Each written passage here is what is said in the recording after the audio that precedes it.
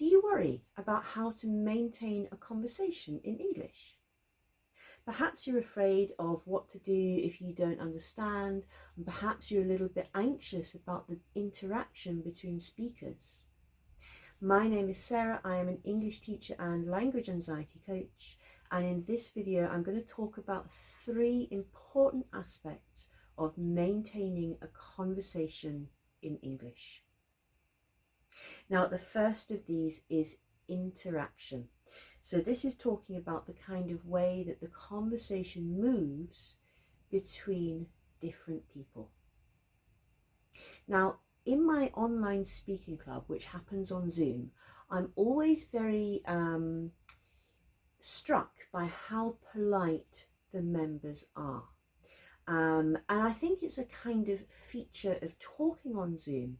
It is much more difficult to interrupt than it is in a face-to-face conversation. And for this reason, people can sometimes talk for a very, very long time on Zoom. However, in real conversation, when you're actually physically with another person, things tend to move a lot more quickly. And some of my learners can take a very, very long time to make their point. And while they can kind of get away with this on Zoom, in real life it would be much harder to find someone who was willing to listen to them. So I've had people in my speaking club who speak for 3 or 4 or 5 minutes, and in reality that's not really a conversation anymore. That's just you talking. And in real life, people are going to take that conversation away from you because they will feel bored.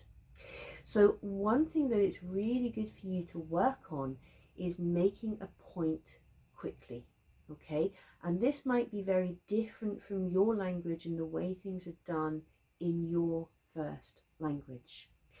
But it's a good habit to practice. So one thing you can work on is kind of saying something, saying your point, getting the main thing across, and then passing the conversation over to somebody else. If you've ever done anything with those Cambridge exams, you'll know that there are parts of the exam where it's almost like conversation tennis, and you have to be passing the conversation between you and your partner and your partner and you. And if you don't do this, you get marked down for interaction. Now, when you do that in those exam conditions, it's quite artificial, but the principle of passing the conversation backwards and forwards remains the same, because nobody really likes being with someone who talks too much. So this is a great thing for you to practice with your teacher or with a kind of study buddy if you have one. Now, another way that we like to build our conversations is to take ideas from the previous speaker and then tell our own story about that. And there's a few phrases which are quite useful for you to do this. So you can say things like, oh, that reminds me of when, and then you tell your story about you. Or, oh, that's just like what happened to me when, and then you tell your story of you. And then you can also say, oh, I suppose it's a bit like.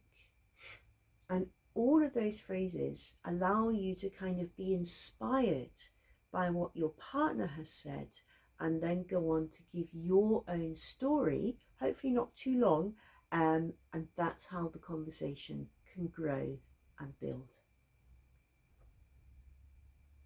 Now, another thing that people really worry about if they're in a conversation with native speakers is comprehension and understanding what people are saying. Now, I understand this because it's exactly what I experienced in China when I was trying to have conversations with Chinese native speakers, and in fact, most of the time, didn't really understand what they were saying, and it got boring and embarrassing, and in the end I kind of gave up a little bit because I felt so silly. However, looking back, I can see that I should have been more compassionate to myself, And I really strongly believe that if you don't understand, it's very important that you ask people to clarify them what they mean. Because if you pretend that you understood, which is what I used to do in China, people will assume that you understand everything and they will continue to talk, and you will think, oh God, I don't understand any of this. And it's a really unpleasant place to be. Now, most students, when they're asking for clarification, will usually say, sorry, could you repeat that? And yeah, you can say, sorry, could you repeat that? That's okay. You can also say, sorry, I didn't quite catch that. Or, sorry, I'm not quite sure what you meant. Or, sorry, what do you mean? And those three ways of saying, could you repeat that, are really, really useful when you want repetition. However, there is a more sophisticated way to get people to clarify their meaning, and that is to paraphrase what you think they said. Now, this is a really good thing to do. Anyway, native speakers do this. If I'm not sure what someone has said, I might paraphrase it back to them so that I can be completely sure I understand. Because let's face it, even in our first language, we don't always understand everything.